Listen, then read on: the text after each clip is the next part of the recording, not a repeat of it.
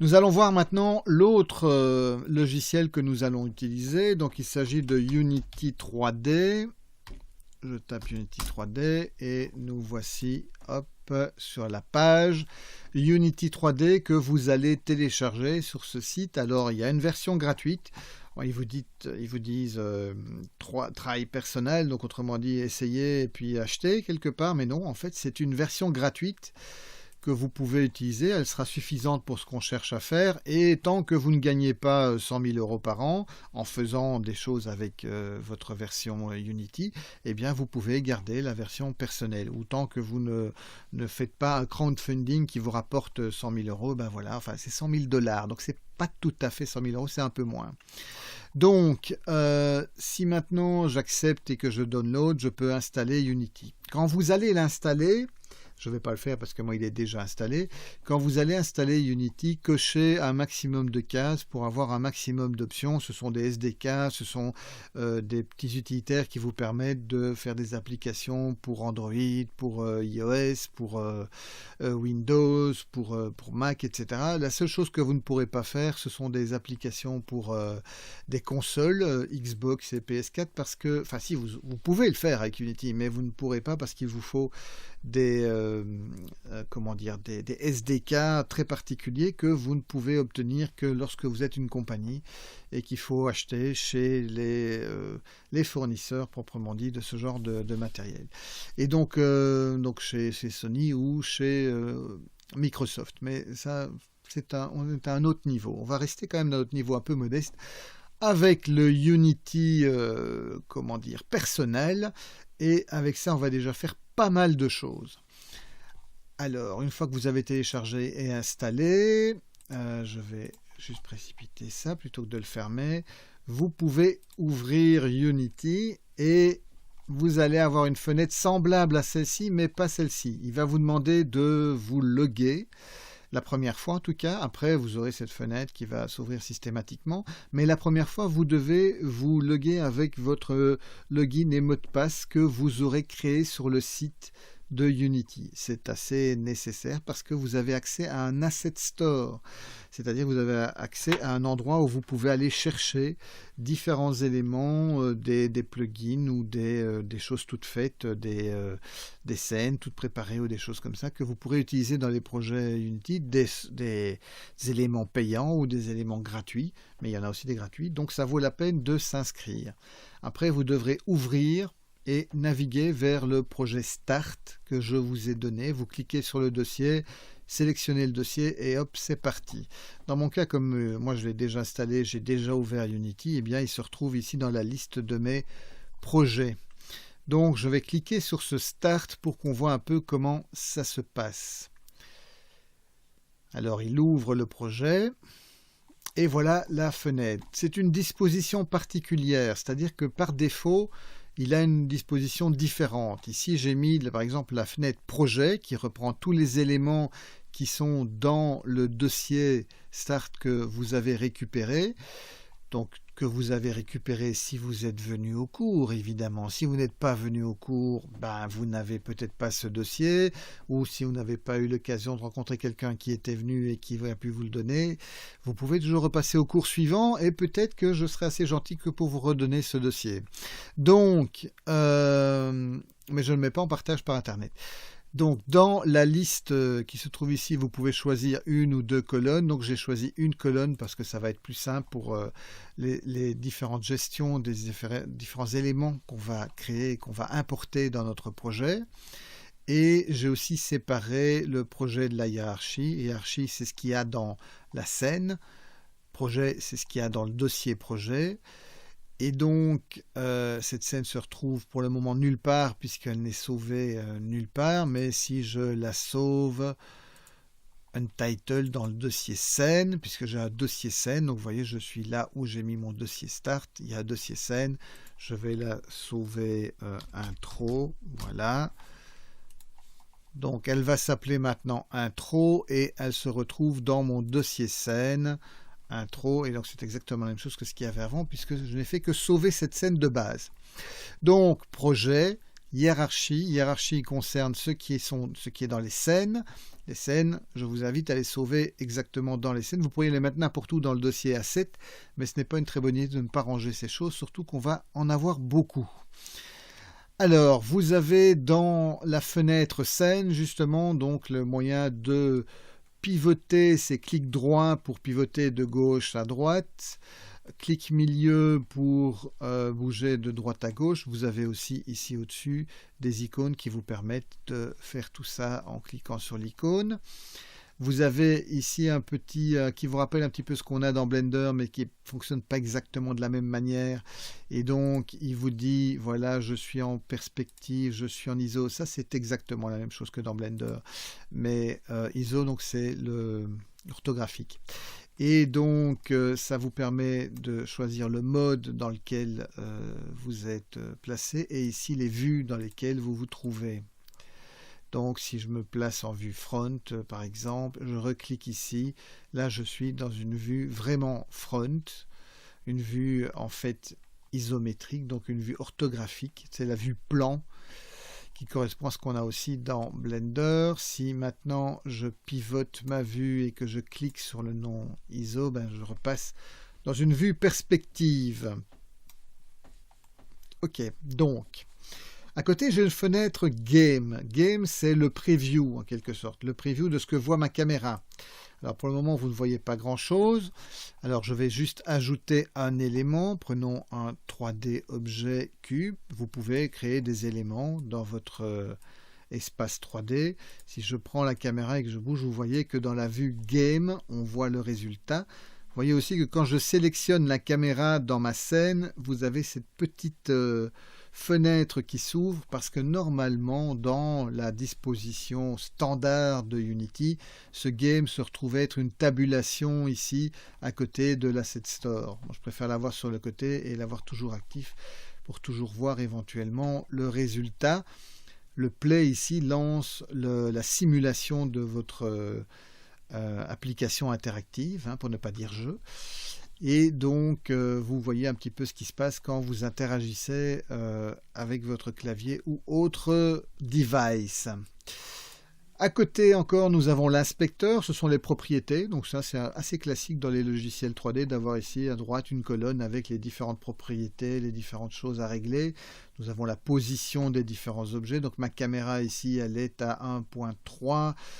Et 1 en Y et moins 10 en Z, et je peux resetter sa position en cliquant sur la petite roue dentée, cliquant Reset, et là elle se retrouve à 0, 0.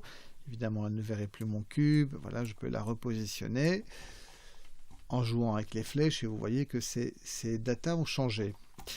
Alors, il y a un tas de choses ici. On verra un petit peu à quoi ça peut servir et comment on peut les utiliser au fur et à mesure de... la manière dont on va utiliser le logiciel. Mais donc ici, vous avez les différentes propriétés. En dessous, vous avez la fenêtre Playmaker, puisque Playmaker est installé dans ce projet. Si vous n'avez pas le projet Start, ben, vous n'avez pas Playmaker installé. Encore une fois, bon, ben, il est à 32 € sur l'Asset Store. Hein. Soyez mon invité, comme on dit, be my guest en anglais. Et donc, voilà, il faut l'installer. Et il faut la bonne version, bien sûr. Soit, donc, vous avez le Playmaker. On verra tout à l'heure comment ça fonctionne.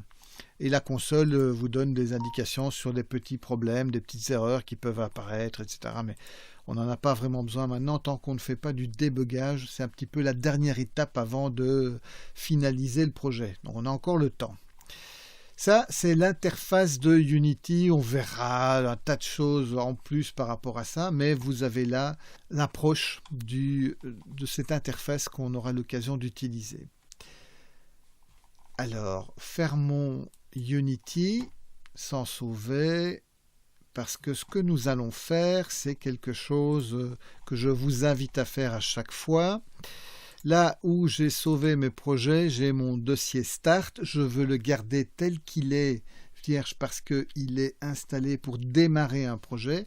Donc chaque fois que je démarre un projet, j'en fais une copie et je change son nom. Comme par exemple ici, test, export, import, qu'on aura l'occasion aussi de voir un peu plus tard. Donc je vais le copier, le coller et on va, une fois qu'il sera dupliqué, on va le renommer en visiteur. Voilà, donc je le renomme visiteur. Et c'est ce projet-là que j'ouvrirai dans Unity. Donc nous allons ouvrir le visiteur avec Unity. Donc Unity, je vais Open Visitor, sélectionner le dossier et il va m'ouvrir le projet. Voilà. Donc on est dans une copie de ce qu'on a vu tout à l'heure, donc le start. On va sauver la scène, on va changer son nom, rename visitor setup. Et donc là maintenant on va donc créer un objet. Donc on a, comme tout à l'heure vous avez vu, on a la possibilité de créer des objets 2D, 3D. On va rester dans de la 3D, on va créer un plane. Ce plane on va le remettre à 0, reset. Et on va changer sa taille. Donc R pour changer la taille. Ou on active l'outil taille. On va ajouter un autre objet qui est une capsule. Ce sera notre visiteur. Alors pourquoi la capsule? Parce que l'avantage de la capsule, c'est que ça fait un peu comme un corps. Et une capsule, c'est assez facile pour se déplacer dans toutes les directions. Donc en plus il a ce qu'il faut comme collider. Donc les colliders, en résumé, donc un objet, il a deux propriétés par défaut quand il est créé. Un mesh renderer, sans quoi on ne le voit pas. Donc si je désactive son mesh renderer, on ne le voit pas. Donc ça peut servir, on verra ça plus tard, pas comme par exemple un objet dans lequel on va se cogner et qui va déclencher des actions, ce qu'on appelle un trigger.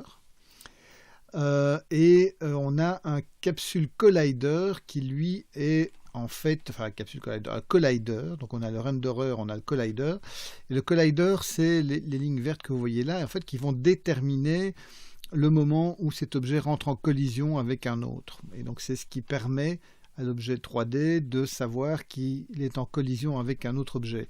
Alors, donc j'ai créé la capsule, la capsule, je vais la renommer, le plane aussi, on va renommer ça seul. C'est toujours bien de renommer ces différents objets.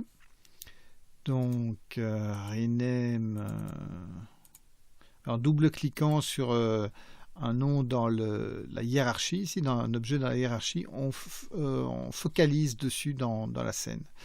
Donc ça va être notre visiteur. Voilà. Je vais rajouter un empty que je vais aussi centrer. Ce empty, donc c'est un objet qu'on ne voit pas, ce empty rename. Et je vais l'appeler visiteur aussi. Alors l'autre, je vais peut-être pas l'appeler visiteur, mais visiteur body. Comme ça, on distinguera bien les deux. Alors, pourquoi est-ce que ce empty s'appelle visiteur? Ça, vous allez comprendre quand on aura fini notre opération. Vous allez voir à quel point c'est utile. Alors, on a donc le visiteur body. Voilà, je me rapproche un peu, tant qu'à faire. Et je vais recréer un autre empty qui, lui, sera le contrôle caméra. Alors c'est toujours bien, de ne pas trop animer ou jouer sur les objets comme la caméra. Ce serait bien d'avoir un contrôleur qui lui reçoit toutes les opérations. Alors je vais faire un visiteur, donc je vais le mettre enfant du visiteur body et je vais resetter sa position. Comme il est enfant du visiteur body, sa position 00, c'est le centre du visiteur. Alors, je vais le placer pour qu'il soit un peu devant, comme le serait, on va dire, la vision du personnage par rapport à son corps. Et puis en plus, on n'a pas besoin de voir ce corps. Et je vais prendre la caméra, la renommer cam visiteur. Voilà. Et je vais la glisser dans mon contrôle cam. Donc, maintenant, ma caméra... qui se trouve Outciplo les mains de pied, voilà, elle est remise à sa place. Donc je vais reprendre mon contrôleur cam, le replacer pour que cette caméra soit un petit peu en avant par rapport à mon visiteur body. Donc là j'ai la structure. Si je prends le body, je le promène, et voilà, il promène la caméra. Si je crée un objet genre un cube que je vais placer à une certaine distance, voilà. Et tous ces objets n'ont pas de texture pour le moment, donc pour les voir un peu mieux, ce que je vais faire, c'est que je vais changer la puissance du soleil. Donc si je descends son intensité, je vais le mettre à 0.5. Voilà, donc le soleil étant moins fort, on a un truc un peu plus bleuté. Donc c'est tout un système, cette lampe, ce soleil directionnel. Donc on a le sky qui va avec et tout et tout. Mais ça, on verra plus tard pour éclairer dans Unity. Pour le moment, concentrons-nous sur le visiteur. Donc vous voyez que ici, si je déplace, voilà, il se déplace par rapport aux éléments qui seraient dans la scène. Alors l'idée c'est que, alors je vais le remettre à 0 en X et 0 en Z, pardon. Parce que le Y c'est la verticale dans Unity, comme dans la plupart des logiciels 3D. Et donc nous allons maintenant coder la manière dont on va pouvoir interagir avec ce visiteur. Playmaker est un plugin de Unity qui permet donc de faire du visual scripting, c'est-à-dire en gros on va ajouter une série de nodes qui vont se relier entre eux pour créer des arborescences, et tout ça donnera une programmation qui à la fin sera compilée au moment où on sortira le projet vers, je ne sais pas moi, une application OpenGL ou une application Android ou iOS ou Dieu sait quoi. Voilà, donc ça c'est le grand principe. Maintenant, comment ça se passe? Ça joue sur ce qu'on appelle des Final State Machines, FSM. Et donc, des Final State Machines sont des ensembles d'états qui se modifient en fonction d'actions qui se passent dans chaque état. Donc chaque état est un node dans lequel il y a des actions. Le résultat de cette action fait qu'on passe à un autre état ou que quelque chose se passe dans la scène. Et donc on met en branle ce genre d'arborescence pour créer cette programmation. Alors comme ça a l'air un petit peu abstrait, mais on va voir que c'est très simple et que c'est juste une histoire de logique et de réfléchir un petit peu à ce qu'on veut faire. Prenons ici le cas de notre visiteur. Qu'est-ce qu'on veut qu'il fasse? On veut qu'il se déplace dans la scène de gauche à droite. On veut, par exemple, un truc qui serait sympa, c'est qu'effectivement la souris, la position de la souris détermine ou le joystick éventuellement, puisque ce qu'on va utiliser fonctionne aussi avec un contrôleur, un gamepad. Donc on veut que notre pointeur détermine l'orientation de notre déplacement et aussi détermine comment on peut voir en haut, en bas, etc. Donc qu'est-ce qu'on a? On a d'une part un body qui doit bouger de gauche à droite et pivoter sur lui-même, et on a une caméra qui doit pouvoir regarder en haut et en bas. Puisqu'elle est enfant du body, elle n'a pas besoin de regarder à gauche et à droite, puisque le corps servira à pivoter la vue de la caméra. Donc on va séparer ces mouvements de cette manière-là en créant différents FSM sur le body du visiteur et sur la caméra. On va commencer par le visiteur body, donc je l'ai sélectionné. Je clique droit dans ma fenêtre Playmaker pour ajouter un FSM, donc mon premier Final State Machine. Et ce sera un Final State Machine avec un seul état. Dans ce FSM, je sais que j'en aurai plusieurs sur le visiteur body, donc je vais les renommer. Donc ici j'ai la liste des FSM qui sont sur cet objet. Pour le moment je n'en ai qu'un, mais je vais d'ailleurs tout de suite en ajouter un deuxième. Donc voilà, donc j'ai FSM et FSM2, mais enfin c'est pas très parlant ça, donc je vais choisir de renommer ces différents FSM. Donc ici je suis sur le premier, je vais dans l'onglet FSM ici à la droite et je vais renommer ce FSM en mouvement. Voilà. Et le deuxième FSM 2, lui, ne va pas s'appeler FSM 2, mais va s'appeler rotation. Comme ça, les choses sont assez claires. Mouvement et rotation. Alors, dans mouvement, on a un premier état, un état de départ. Et dans cet état, en fait, on va aller chercher des informations et on va donner des informations. Donc, on va faire un get and set. Get, c'est je vais chercher des informations. Set, je donne des informations. C'est sans doute les deux, on va dire les deux mots de la programmation qu'on va le plus utiliser. Aller chercher des informations et donner des informations. Donc, ce sera get and set, mouvement. Et donc, qu'est-ce que ça veut dire? Ça veut dire que dans un premier temps, dans cet état-là, la première action, ça va être d'aller chercher les renseignements. Donc, comment est-ce que je bouge dans ma 3D? Ça, en général, j'utilise ce qu'on appelle une variable. Donc, une variable, c'est un endroit où je stocke des informations.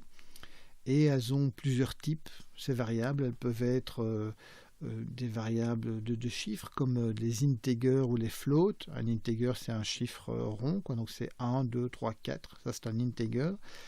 1,02, 1,0003, ça c'est un float, donc c'est une autre forme de variable. On a donc les variables de mouvement, ce sont des vecteurs 3 ou des vecteurs 2 si on est en 2D ou en 3D. Donc qui enregistrent les 3 axes ou 2 axes de déplacement. On a des valeurs booléennes, donc c'est oui ou c'est non. C'est 1 ou 0, enfin donc ça ce sont donc des valeurs booléennes, des variables booléennes. On a du texte, donc ce sont des valeurs string où on va enregistrer un texte, genre je rentre mon nom, et bien c'est stocké dans une variable string. Voilà, donc ici on va aller chercher donc le déplacement et on va l'enregistrer dans une variable vector 3. Ensuite, on va utiliser cette variable pour donner du mouvement à notre player en fonction de paramètres qui sont rentrés par le clavier ou par le gamepad, enfin par un input device. Alors, c'est pas très compliqué, donc on a deux actions à aller chercher. La première, je vais dégager le filtre ici, donc ça c'est un fil qui nous permet de rechercher certaines actions. Donc on va aller chercher un input qui est le getAxisVector. Je double-clique sur le nom ou je peux cliquer sur Add Action to State, c'est pareil. Alors on a celui-là, et ici qu'est-ce qui va se passer? Donc là j'ai déjà un signe comme quoi il manque des choses, c'est en rouge c'est jamais bon. Tout ce que ça veut dire c'est qu'il n'a pas les informations nécessaires. Donc il va aller chercher des informations, mais où est-ce qu'il va les mettre? Et ici surtout il a besoin de savoir en fonction de quoi. Donc ici c'est par rapport à la vue, puisque l'idée c'est de faire bouger la caméra. Donc on va prendre notre caméra, le visiteur, et on va le mettre dans Relative To. Et donc parce que c'est ça qu'on va enregistrer, c'est ce déplacement de caméra. Et donc, on va l'enregistrer dans une variable. Donc ici, il va automatiquement créer la variable adéquate. Donc je ne dois pas, si j'oublie que c'est un vecteur 3 et que je créerai par exemple un string, Dieu sait pourquoi, ça n'arrivera pas parce que ici, automatiquement, new variable, il va forcément faire la bonne variable. Donc, ça va juste être une variable dont je vais donner le nom, par exemple... déplacement visiteur. Il faut toujours donner un nom un petit peu logique, comme ça si on doit retrouver la variable, on la retrouve assez facilement. Donc je crée cette variable. Donc là, cette action-là est clean, c'est bon, il n'y a plus rien en rouge. Alors je vais ajouter une autre action, et cette fois-ci, ce sera dans caractère. Voilà, je vais aller chercher le Simple Move. Alors ça c'est très pratique, c'est une C'est une action en fait qui englobe tout ce dont j'ai besoin pour faire déplacer mon personnage. Donc je ne dois plus commencer à regarder, tiens, s'il a tapé sur quelle touche sur le clavier ou sur le gamepad, machin, etc. Tout ça est compris dans cette action en dessous, enfin dans la programmation de cette action. Alors il y a un ordre à respecter. Je dois d'abord récupérer l'axe et puis ensuite utiliser ce contrôleur. Donc je vais placer cette action en dessous. J'ai deux possibilités pour ça. Soit je clique droit et je la fais bouger vers le dessous, ou soit je la sélectionne et je la glisse avec le clic gauche en dessous. C'est pareil. Donc les deux fonctionnent.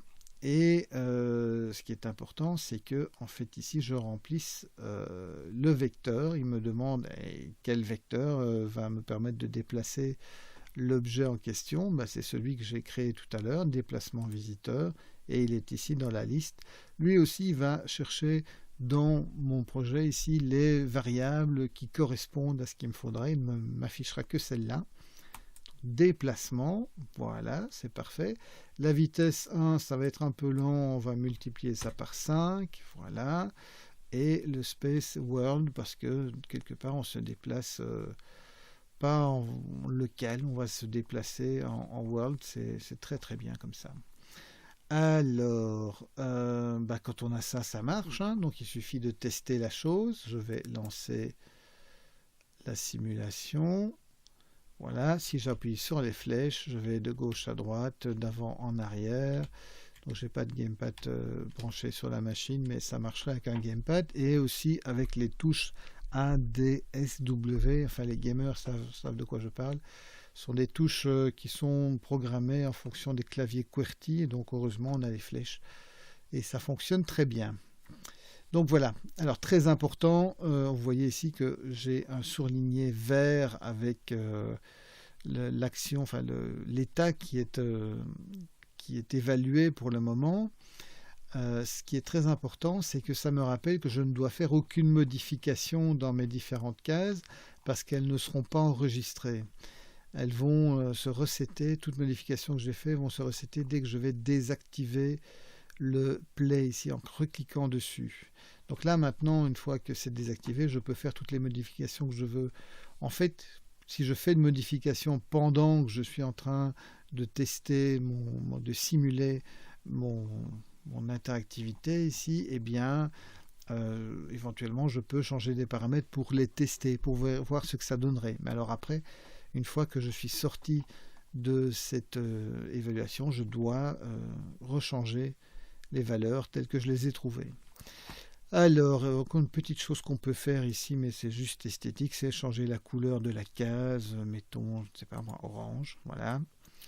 Donc, histoire que je ne sois pas gris sur gris, un peu triste, voilà, soit de passant, c'est un détail. Donc, on a fait le mouvement en faisant la rotation. Qu'est-ce qui va se passer ici? C'est que je vais regarder le mouvement de ma souris.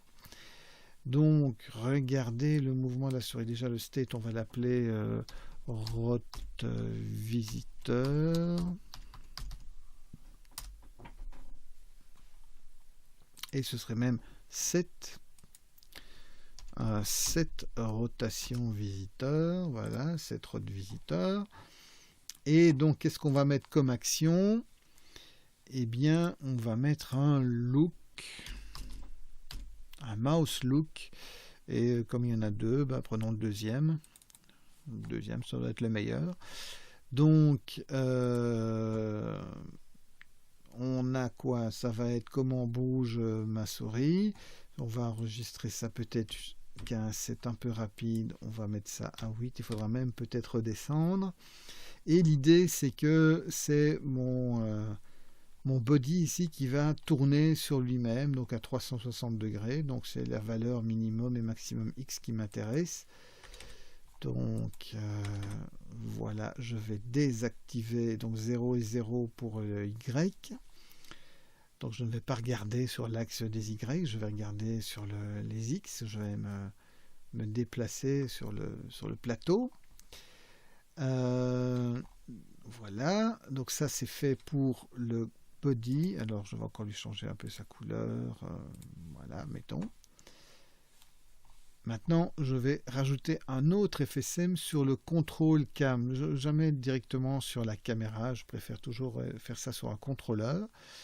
Alors, soit dit en passant, le body ici, très important. Quand vous allez créer votre élément, puisque moi je l'ai refait 50 fois, vous allez peut-être avoir un message quand vous serez sur le mouvement. Je viens juste d'y penser. Quand vous rajoutez le contrôleur Simple Move, vous allez peut-être avoir une case rouge qui vous dit ah oui, mais il me manque le caractère contrôleur. En fait, si vous cliquez sur cette case, sur ce texte rouge, vous cliquez directement dessus, Playmaker va automatiquement rajouter l'élément manquant. Donc voilà, vous n'avez pas à vous tracasser. C'est vrai que c'est un truc que je n'ai pas eu ici parce qu'il était déjà sur mon body, j'avais déjà le caractère contrôleur. Donc c'est un component qu'on trouve ici aussi dans les menus, components, etc. Mais tant qu'à faire, il suffit de cliquer sur le texte rouge. C'est tellement plus facile. Donc je disais, on va rajouter un FSM sur le contrôle de la cam. Donc @FSM. Et ce FSM, ce sera alors rotation et rotation vue par exemple. Et donc l'état en question, ça va être set rot cam, tant qu'à faire. Comme ça c'est clair. Et donc je vais rajouter un mouse lookup, le même, mouse 2, voilà, mouse look 2. Et dans ce cas-ci, il ne va pas tourner sur lui-même, donc c'est l'inverse de tout à l'heure. 60, c'est peut-être un peu beaucoup, je vais faire 45, et sur 45, il n'y a pas besoin de voir ses pieds. Alors ce que je ne vous ai pas dit tout à l'heure, c'est every frame, très important ce every frame, c'est ce qui fait que c'est constamment évalué. Donc pendant toute la durée de mon parcours ici, je vais pouvoir changer de vue, etc. Si ce n'était pas coché, eh bien, il l'évaluerait une première fois quand il commence à regarder ce qu'il y a dans cet état-là, donc dans ce state de départ, et puis après, voilà, c'est fini, on n'en parle plus.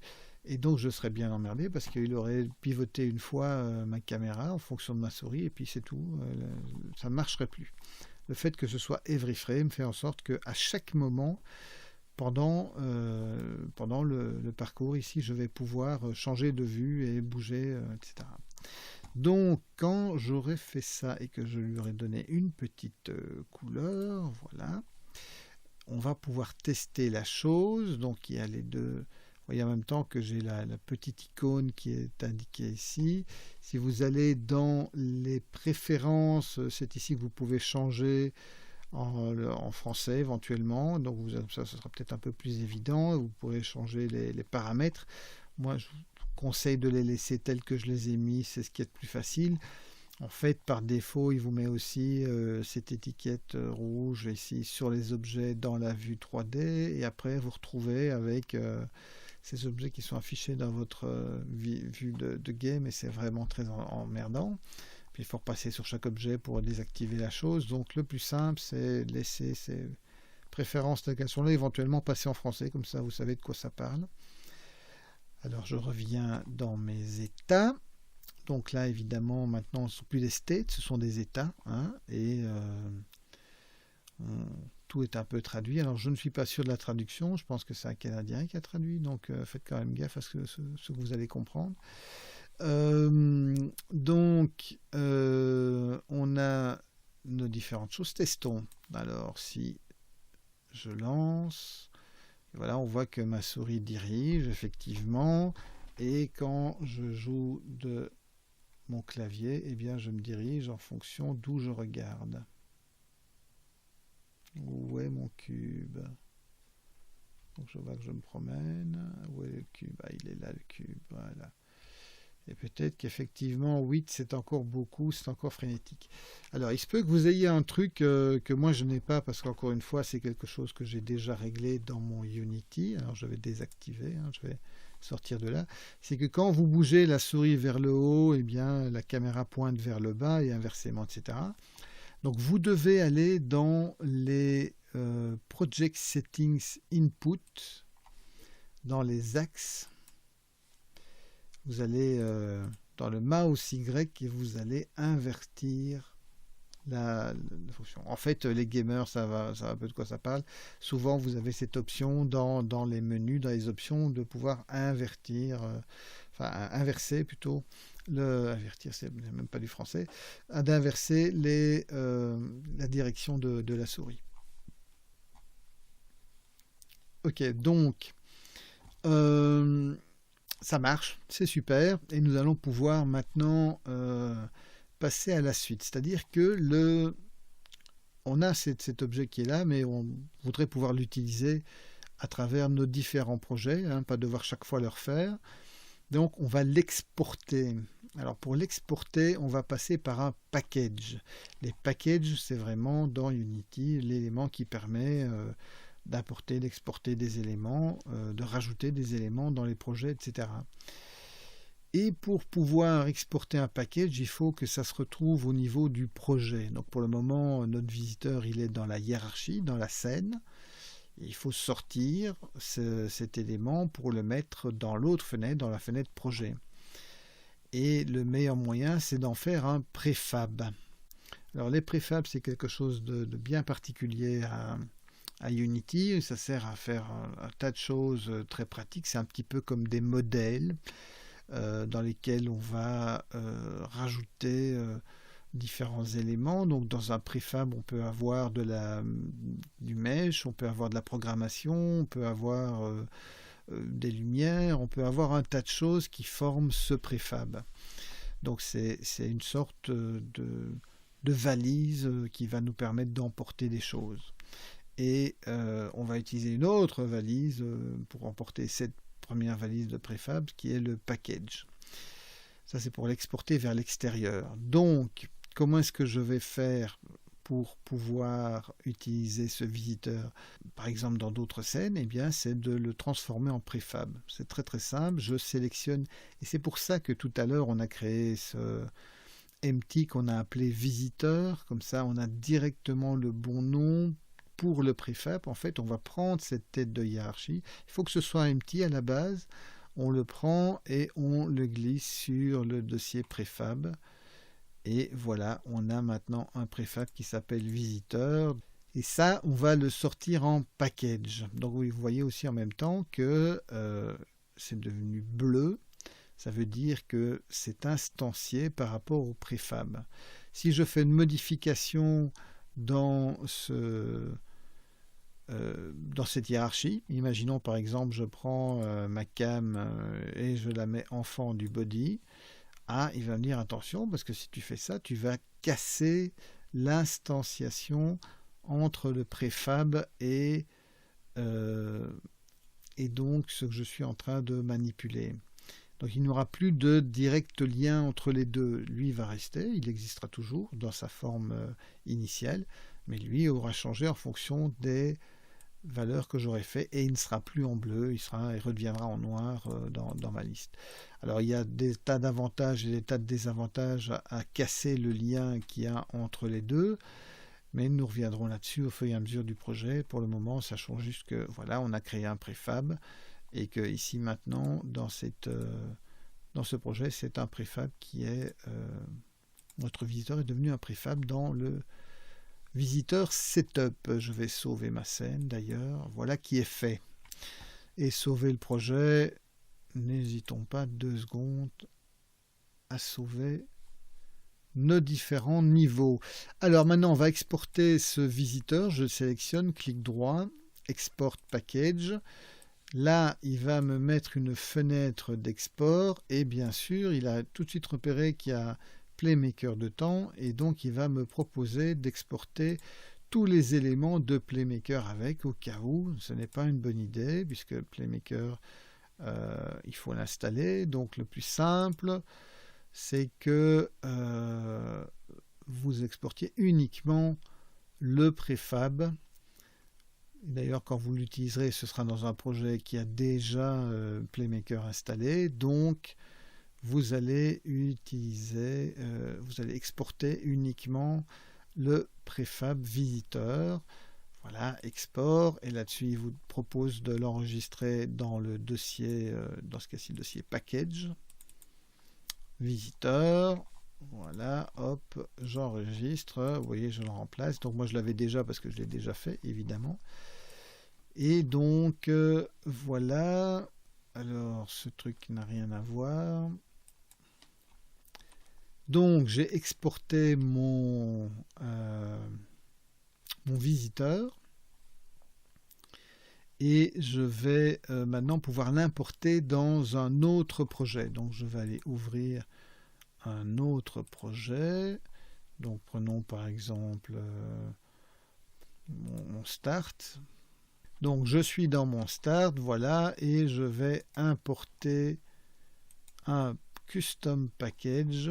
Ce sera le package visiteur. Donc, je vais le rechercher là où il est enregistré. Alors, il me met une fenêtre. Tu veux importer quoi de ce package? Parce que je peux encore sélectionner ce que je veux prendre ou ne pas prendre. Donc, je pourrais exporter toutes mes scènes ou tout, en tout cas tout mon projet qui est ici et puis sélectionner uniquement ce que je veux importer. Donc, de cette manière, on peut échanger des projets. D'ailleurs, si vous allez sur l'Asset Store, assez souvent, quand vous allez récupérer un élément, qu'il soit gratuit ou payant, c'est souvent un package, enfin d'ailleurs c'est toujours un package, et dans ce package, vous avez différents éléments, les textures, les lumières, etc., qui correspondent en fait à la manière dont le dossier asset est rangé. Donc je vais importer et automatiquement dans mon dossier préfab, on voit visiteur, c'est remis en place parce qu'il a enregistré aussi pendant son export qui devait se placer dans le dossier préfab.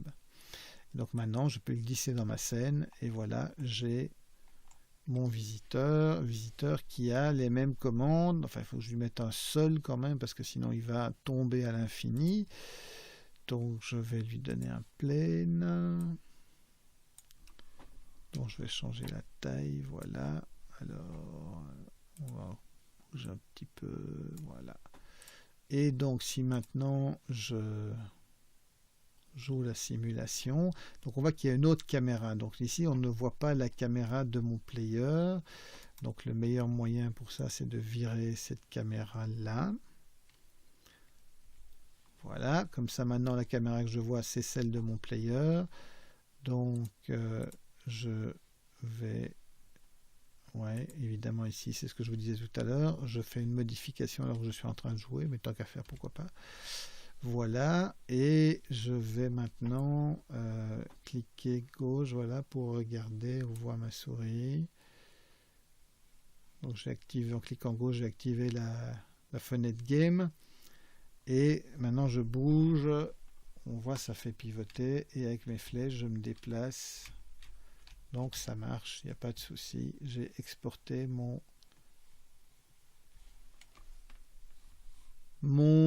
visiteur. Voilà, donc ça c'est quelque chose que vous allez tous faire. Vous allez tous construire votre visiteur et vous allez le faire. Peut-être même que je ferai une petite interrogation sur comment est-ce qu'on fait un visiteur, ou je ne sais pas, enfin vous verrez bien. Mais ça c'est quelque chose que vous devez au moins tous faire si vous voulez un peu réussir ce cours. Hein? Bon, voilà. Donc vous avez aussi intérêt à avoir ce fameux projet Start et Playmaker installé. Bien, passons à la suite.